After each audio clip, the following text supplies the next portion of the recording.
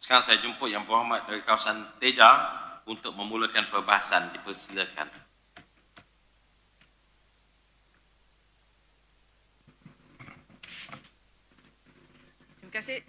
Terima kasih Datuk Yang di-Pertua. Salam sejahtera saya ucapkan kepada Yang Amat Berhormat Menteri Besar Negeri Perak, Yang Berhormat Ketua Pembangkang, ahli-ahli berhormat sekalian yang berusaha, ketua-ketua dan wakil jawatan kerajaan, serta rakan-rakan media sekalian dan juga teman-teman yang sedang mengikuti siaran langsung sidang Dewan ini. Pertama sekali, Teja ingin merakamkan ucapan terima kasih kerana diberi peluang untuk mengambil bahagian dalam pembahasan Belanjawan 2022 dalam sidang Dewan yang mulia ini. Datuk Yang di-Pertua, Yang Amat Berhormat Kota Tampan telah membentangkan bajet 2022 dengan unjuran belanja pembangunan sebanyak 302 juta ringgit, iaitu merosot secara mendadak hampir 30% berbanding tahun ini. Dalam keadaan negeri kita sedang berusaha memulihkan ekonomi daripada kesan COVID-19, sudah pasti kerajaan negeri memainkan peranan yang sangat penting dalam mengagihkan sumber hasil pendapatan yang sewajarnya bagi tujuan merangsang ekonomi negeri. Malangnya, kerajaan telah bercadang untuk mengurangkan peruntukan kepada banyak agensi-agensi kerajaan yang penting. Contohnya, peruntukan JKR berkurang sebanyak 20 juta ringgit. JPS dipotong sebanyak 5 juta ringgit. Jabatan Pertanian pula berkurang sebanyak 4 juta ringgit. Meskipun pandemik COVID-19 turut membawa kepada unjuran hasil yang menurun, namun peranan kerajaan haruslah membelanja secara bijaksana bagi menggalakkan pertumbuhan ekonomi di samping terus menjana sumber pendapatan yang baru. Kerajaan tidak harus hanya fikirkan untuk menjimat sehingga menjejaskan mutu perkhidmatan dan melambatkan pemulihan ekonomi. Sepanjang sidang Dewan yang mulia ini, banyak idea dan cadangan bagus telah dilontarkan oleh ahli-ahli yang berhormat bagi menyelesaikan pelbagai masalah baru maupun yang lama. Tetapi dengan bajet yang dibentangkan ini, kita sudah boleh jangka apabila Pusat Khidmat Adun mengemukakan cadangan pembangunan ataupun masalah rakyat kepada agensi-agensi kerajaan untuk diambil tindakan. Tentu jawapannya ialah minta maaf kita tak ada peruntukan. Minta maaf kita sedang menunggu kelulusan peruntukan. Ini satu situasi yang kita tak ingin untuk lihat dan kita tak nak agensi-agensi kerajaan turut terhimpit dalam keadaan ini dan tidak dapat laksanakan tugas dengan baik akibat daripada kekangan peruntukan yang diberikan. Apa guna berkain batik kalau tidak memakai capal? Apa guna belanjawan cantik kalau nasib rakyat terabai? Saya harap pihak kerajaan boleh renungkan perkara ini dan menambah baik sebelum belanjawan ini diluluskan. Datuk Yang di-Pertua, isu kenaikan harga barang asas baru-baru ini cukup merunsingkan rakyat dengan kos sara hidup dijangka melonjak berkali ganda. Media-media tempatan turut melaporkan kenaikan harga barang yang dijangka meningkat antara 30 hingga 200% menjelang tahun 2022. Masalah ini banyak menggambarkan kelemahan negara kita, iaitu kebergantungan kepada bahan mentah import dan juga tenaga buruh asing. Isu pokoknya tidak lain dan tidak bukan, iaitu penghasilan sektor pertanian makanan Malaysia masih jauh daripada sasaran sehingga tidak dapat menjamin keselamatan makanan. Statistik kadar kebergantungan import tahun 2019 menunjukkan kebergantungan Malaysia terhadap daging import masih berada pada tahap yang tinggi, iaitu sebanyak 76.6%. Selain daripada itu, menurut Jabatan Perangkaan Malaysia, pada tahun 2020, Malaysia mengimport sebanyak 55.5 bilion produk makanan berbanding ekspor sebanyak 33.8 bilion pada tahun sebelumnya. Pembangunan pertanian tidak harus menjadi sebutan dan slogan semata-mata saja. Pandemik COVID-19 sememangnya membawa banyak cabaran kepada kita. Namun ianya juga boleh menjadi game changer dengan izin yang menggerakkan transformasi sektor pertanian di negeri Perak jika kerajaan memberi tumpuan dan sumber yang sewajarnya. Pertanian berteknologi tinggi atau pertanian pintar dilihat sebagai satu hala tuju yang mampu memberi perubahan yang besar kepada landscape agro makanan negeri Perak. Aplikasi teknologi terkini termasuk drone, GPS, sensor, kecerdasan buatan AI, integrasi sistem digital, sistem otomasi dan sebagainya dilihat dapat membantu meloncatkan hasil pertanian. Penggunaan pelbagai hasil teknologi baru ini akan bantu memastikan setiap sumber seperti baja, racun, tenaga buruh digunakan dengan lebih sistematik dan terkawal dan seterusnya menjimatkan kos. Data boleh dikumpul bagi tujuan analisa bagi penambah baik untuk mencapai hasil pengeluaran yang optimum. Kerajaan negeri harus memainkan peranan dengan kerjasama pihak universiti tempatan dan agensi swasta bagi menawarkan ilmu pertanian berteknologi tinggi semasa yang menitik beratkan pengalaman hands-on dan fleksibel kepada petani-petani. Geran, dana, insentif juga boleh disediakan untuk menggalakkan penggunaan teknologi tinggi dalam sektor pertanian. Ini akan memberi suntikan baru kepada golongan belia untuk lebih berminat menceburi diri dalam bidang pertanian dan golongan petani juga dapat memanfaatkan penggunaan teknologi dalam bidang pertanian untuk berkembang ke arah kerjaya berpendapatan tinggi. Saya menyambut baik usaha kerajaan untuk mengekalkan zon agro makanan strategik untuk meningkatkan jaminan keselamatan makanan. Cuma pada masa yang sama, seperti yang dibangkitkan oleh ahli-ahli yang berhormat yang lain, kita melihat satu isu di mana seramai 130 orang petani yang telah hampir 6 dekad berusahakan zon-zon pengeluaran sayur di kawasan Kantan, baru-baru ini telah diarahkan oleh PKMP untuk mengosongkan tanah seluas 1,000 ekar itu. Saya faham bahawa kita tidak patut menyokong mana-mana pencerobohan atau pengusaha tanah tanpa izin. Cuma, petani-petani ini telah mengusahakan tanah itu turun-temurun iaitu 3 generasi selama 60 tahun. Dan mereka banyak menyumbang kepada jaminan keselamatan makanan negeri Perak. Jadi, saya mohon kerajaan negeri khususnya Exco Pertanian untuk ambil berat tentang isu ni dan cuba selesaikan dengan alternatif yang baik. Adakah projek yang ingin dibangunkan oleh PKMP ini masih relevan dalam keadaan pandemik COVID ini? Adakah kerajaan boleh mewujudkan satu zon agro makanan yang lain untuk menempatkan petani-petani ini? Ini semua soalan-soalan yang perlu dijawab dan dicari penyelesaian. Saya harap petani-petani ini yang banyak menyumbang kepada sektor pertanian agro makanan negeri kita tidak diusir begitu sahaja. Kerana ini akan mendatangkan satu impak yang secara langsung menyusahkan kepada rakyat, iaitu harga sayur-sayuran akan terus meningkat lagi.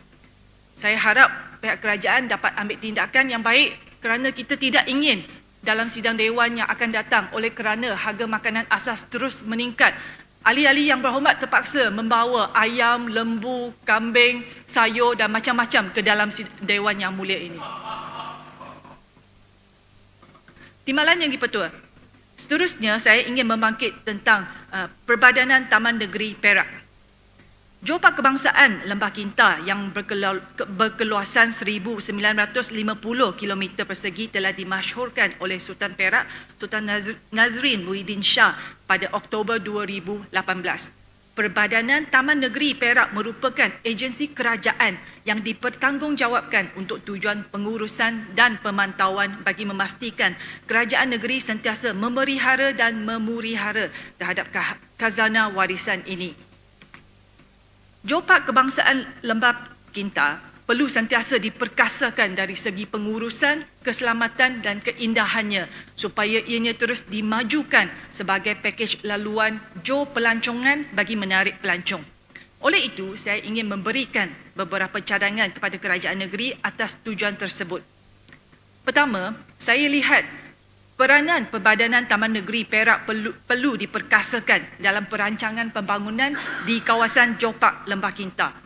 Johor Park Lembah Kinta adalah satu konsep pembangunan yang memberikan perhatian kepada keseimbangan 3 komponen utama iaitu pemuliharaan sumber asli, pembangunan infrastruktur pelancongan dan pembangunan sosial ekonomi yang menguntungkan masyarakat setempat. Peranan Perbadanan Taman Negeri Perak adalah penting dalam soal pembangunan dalam kawasan Johor Park Lembah Kita. Bukan sahaja terikat dengan program kesedaran dan pelancongan, tetapi keterlibatan dalam soal pembangunan. Namun apabila pertubuhan Perbadanan Taman Negeri Perak diberikan tanggungjawab bagi tujuan pengurusan dan pemantauan Johor Park Lembah Kita, dalam soal pembangunan sesuatu tapak di bawah kawasan Johor Park Lembah Kita pula, Perbadanan Taman Negeri Perak tidak disenaraikan sebagai agensi kerajaan yang memberikan technical comment termasuk pelupusan tapak tanah.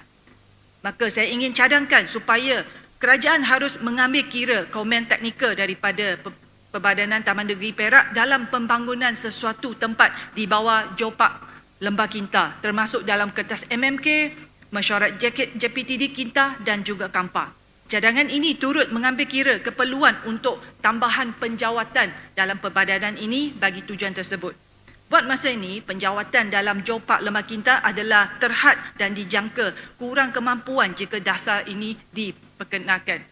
Dan baru-baru ini juga saya sempat setelah menerima aduan daripada pihak NGO tentang pencerobohan yang berlaku di gua-gua dalam Johor Park Lembah Kinta, kami mengadakan lawatan tapak bersama Perbadanan Taman Negeri, tetapi mengambil masa yang agak lama untuk kita dapatkan hasil laporan itu untuk tindakan susulan. Jadi saya nampak dari segi penjawatan perbadanan ini memang harus diperkasakan. Keduanya, dasar dan tata cara pelupusan gua-gua batu kapur dalam kawasan Johor Park Lembah Kinta. Terdapat banyak gunung-gunung yang terletak di dalam kawasan Johor Park Lembah Kinta dan sudah tentu banyak topografi gua-gua batu kapur yang tertua dalam Semenanjung Malaysia terletak dalam gunung-gunung ini. Namun, kelestarian warisan kebangsaan ini kian menghadapi cabaran yang terdiri daripada aktiviti kuari yang menyebabkan keruntuhan gua, hakisan lulu hawa, vandalism, pencerobohan, malah rombongan pelancong yang hadir ke situ. Jadi kerajaan negeri perlu mengkaji perancangan kawasan-kawasan alam semula jadi, khususnya gua, gunung dan hutan di dalam kawasan Johor Park Lembah Kinta. Adalah penting kerajaan untuk mewartakan tapak yang bersesuaian sebagai hutan simpanan kekal atau kawasan perlindungan, juga mengambil kira segala aktiviti-aktiviti dalam gua batu kapur. Seterusnya menetapkan satu dasar bagi tujuan pelupusan tapak gua batu kapur di bawah Kanun Tanah Negara 1965. Timbalan yang dipertua, penularan pandemik COVID-19 sudah tentu memberi kesan yang mendalam kepada semua aspek dalam kehidupan rakyat. Cuma barangkali ramai yang tidak terbayang bagaimana kemiskinan telah memberi kesan kepada kaum hawa dalam menguruskan haid. Kemiskinan haid merujuk kepada situasi apabila seseorang wanita menghadapi kesukaran untuk mendapatkan kelengkapan haid akibat kekangan kewangan. Pada tahun 2018, Bank Dunia menganggarkan lebih kurang 500 juta wanita di seluruh dunia yang terkesan dengan masalah ini. Bagaimana pula keadaan isu ini di Malaysia, terutamanya di negeri Perak? Setakat ini, kajian data dan statistik yang membolehkan kita memahami isu ini dengan lebih menyeluruh hampir tidak ada. Sementara itu, laporan berita telah mendedahkan bahawa segelintir pelajar perempuan sanggup ponting sekolah sepanjang tempoh haid kerana tidak selesa, malu atau tidak mampu membeli tuala wanita yang bagi mereka adalah barangan mewah. Keadaan ini akan menyebabkan mereka ketinggalan dalam pembelajaran. Semua ini bukan kes yang terperinci. Ini menunjukkan keperluan mendesak untuk kita memahami isu kritikal ini agar penyelesaian boleh dirangka. Kini, isu kemiskinan haid mula mendapat perhatian walaupun sebelum ini apabila NGO dan aktivis masyarakat tampil untuk memperjuangkan isu ini, terdapat pula pihak yang cuba menghina dan mempelekehkan usaha mereka. Baru-baru ini, Kerajaan Persekutuan telah dalam belanjawan tahun 2022 mengumumkan pengedaran kit asas kebersihan diri secara percuma setiap bulan kepada 130,000 remaja daripada keluarga B40. Saya menyambut baik usaha ini. Apapun, saya ingin ingatkan bahawa meskipun ini satu langkah permulaan yang baik, tetapi masalah ini jelas tidak akan selesai dengan pemberian tuala wanita percuma sahaja. Isu kemiskinan haid ini turut melibatkan aspek lain yang penting seperti akses kepada produk sanitary. Selain itu, ilmu pengurusan haid dan kesihatan reproduktif juga perlu diberikan perhatian segera untuk membantu meningkatkan kesedaran. Memandangkan stigma, tebu dan salah faham tentang haid masih membataskan perbincangan secara terbuka dan komprehensif di kalangan masyarakat kita. Saya ingin menyarankan kerajaan negeri agar mengambil inisiatif untuk lebih cakna dalam menangani isu ini. Pertamanya, pihak kerajaan harus bekerjasama dengan pihak universiti, think tank, ahli akademik dan NGO untuk menjalankan lebih banyak kajian untuk memahami isu ini. Kita perlu tahu dengan tepat berapa ramai yang terkesan, daerah mana yang paling terkesan dan sebab apa mereka mengalami masalah ini. Kedua, pihak kerajaan juga boleh memperbaiki implementasi pendidikan kesihatan reproduktif dan pengurusan haid secara am di media arus perdana dan media sosial dan juga secara khusus di sekolah untuk meningkatkan kesedaran orang awam. Harus kita ingat bahawa kesedaran di kalangan golongan lelaki yang kebiasaannya menjadi ketua isi rumah juga adalah sangat penting. Seterusnya, pihak kerajaan juga boleh berkolaborasi dengan pihak swasta dan komuniti setempat seperti KRT, masjid surau, tempat beribadah untuk melancarkan program CSR dan juga program kempen kesedaran. Program menggalakkan penemuan tuala wanita mesra alam juga boleh digerakkan dalam bentuk social enterprise dengan izin. Kesimpulannya, banyak usaha yang boleh diikhtiarkan dan dijalankan untuk memastikan golongan wanita dapat menguruskan haid dalam keadaan yang selamat, bersih dan bermaruah. Dengan kesedaran yang mula bercambah, semoga kita semua dapat terus menggembeling tenaga dalam menangani isu ini demi kepentingan golongan wanita. Timbalan yang dipetuk. Seterusnya, saya ingin menarik perhatian Dewan Yang Mulia ini mengenai isu keselamatan laluan jalan Simpang Polai Cameron Highlands. Untuk pengetahuan semua, walaupun nama jalan tersebut Simpang Polai, tetapi sebenarnya sebahagian besar terletak di bawah kawasan Dun Teja. Baru-baru ini kita dikejutkan dengan kejadian tanah runtuh di Seksyen 27 hingga 30 Jalan Cameron Highlands, Simpang Polai Cameron Highlands yang berlaku pada 2 hari bulan Disember. Kemalangan ini turut mengorbankan 2 nyawa. Saya ingin merakamkan ucapan takziah kepada ahli keluarga mangsa dan juga setinggi penghargaan kepada semua anggota yang terlibat dalam operasi mencari dan menyelamat. Sehingga kini dilaporkan terdapat tanda-tanda pergerakan tanah di bukit sepanjang jalan dan laluan dijangka akan dibuka semula pada hari Jumaat ini. Jika kita imbas balik, tidak lama sebelum ini iaitu pada 18 September tahun ini, berlaku pula rekahan permukaan jalan yang ketara di Seksyen 43.9 Jalan Simpang Polai Cameron Highlands pula. Membabitkan pergerakan cerun dengan laluan sepanjang 30 meter dan dengan lebar 5 meter. Saya percaya ramai yang telah sempat menyaksikan video tempat kejadian yang agak seram yang viral di media sosial. Bukan itu sahaja, pada 23 Oktober 2018, rekahan tanah turut berlaku di Kampung Pawong di penempatan orang asli Poslim iaitu terletak kira-kira 2 km daripada tempat kejadian terkini. Kejadian pada tahun 2018 ini telah menyebabkan masyarakat orang asli yang terkesan terpaksa dipindahkan bagi tujuan menjalankan kerja pembaikan. Kerja tersebut telah menelan kos sebanyak 1.45 juta ringgit dan mengambil masa hampir 3 tahun iaitu baru sahaja pada 2 bulan lepas pada bulan Oktober kerja selesai sepenuhnya. Kejadian-kejadian ini yang kerap telah meresahkan orang awam khususnya masyarakat tempatan dari perkampungan orang asli. Apa yang lebih merisaukan ialah apabila JKR memaklumkan bahawa tempat kejadian terkini ini adalah di luar kadar kawasan berisiko tinggi untuk mengalami tanah runtuh. Sesuatu mesti dilakukan dengan segera agar kejadian sebegini tidak menjadi satu norma baru di laluan penting yang menghubungkan negeri Perak dengan Pahang ini. Saya perhatikan bahawa pihak kerajaan telah menyatakan faktor hujan berterusan sebagai faktor utama bagi beberapa kejadian tersebut. Walaupun faktor cuaca sesuatu yang di luar kawalan kita, namun pihak kerajaan seharusnya mengambil langkah pemantauan, penguatkuasaan, pencegahan yang lebih ketat dan sewajarnya, terutamanya menjelang musim hujan. Saya minta agar pihak kerajaan menjalankan siasatan terperinci bagi mengenal pasti punca kejadian serta kaedah pembaikan yang patut diambil dan seterusnya mengumumkan hasil siasatan kepada orang awam. Pihak berkuasa perlu menyiasat sama ada terdapat sebarang pembersihan tanah untuk aktiviti pertanian atau pembangunan yang lain yang telah atau sedang dijalankan di kawasan tersebut. Pihak kerajaan juga harus pastikan untuk menghentikan segala kegiatan pengubahan guna tanah daripada hutan kepada tujuan lain yang akan menyebabkan pemusnahan kawasan tadahan air, hakisan lereng bukit dan kerosakan struktur alam semula jadi.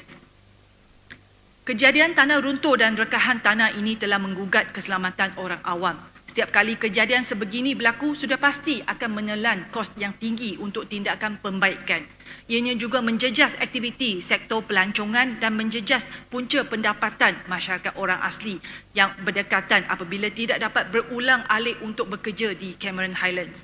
Maka kerajaan negeri disarankan untuk mengambil tindakan yang perlu dengan kadar yang segera untuk memastikan tragedi sebegini tidak akan berlaku lagi.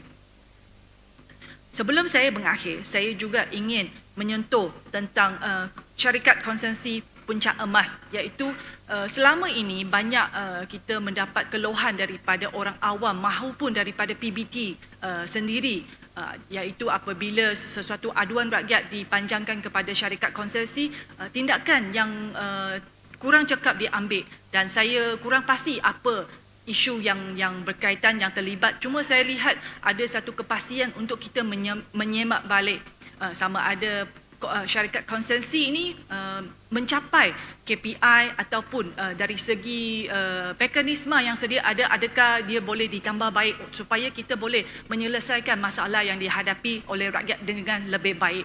Sebab kita lihat pelantikan syarikat konsensi ini patut meringankan beban pihak PBT dan meningkatkan kecekapan. Jika hakikatnya yang berlaku adalah sebaliknya, jadi kita mesti perlu menilai balik keputusan untuk pelantikan syarikat konsensi ini.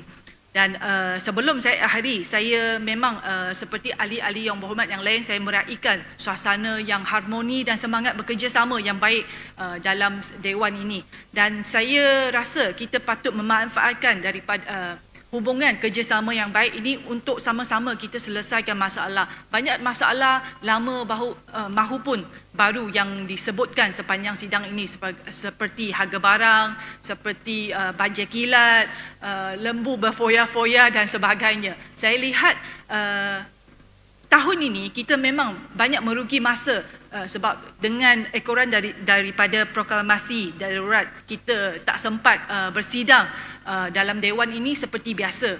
Jadi kalau ada isu-isu yang perlu dan sesuai, saya cadangkan pihak kerajaan negeri untuk tubuhkan jawatan kuasa atau task force mengikut keperluan baik di peringkat daerah atau negeri untuk kita boleh menangani masalah dan kita boleh sama-sama mengikhtiarkan penyelesaian. Sebab apa yang penting pada akhirnya ialah kita sama-sama selesaikan masalah yang dihadapi rakyat dan terus membangunkan negeri ini. Dan dengan itu saja isu-isu yang ingin saya bangkitkan dalam hari ini. Saya harap pihak kerajaan dapat meneliti cadangan-cadangan dan juga mengambil tindakan untuk meningkatkan peruntukan-peruntukan yang untuk belanja pembangunan dan agensi-agensi kerajaan pada tahun depan supaya kita boleh laksanakan tugas dengan baik. Jadi itu saja. Sekian, terima kasih. Terima kasih Yang Berhormat daripada Teja dengan perbahasan yang cukup baik dan juga penjagaan masa yang teliti dan juga baik.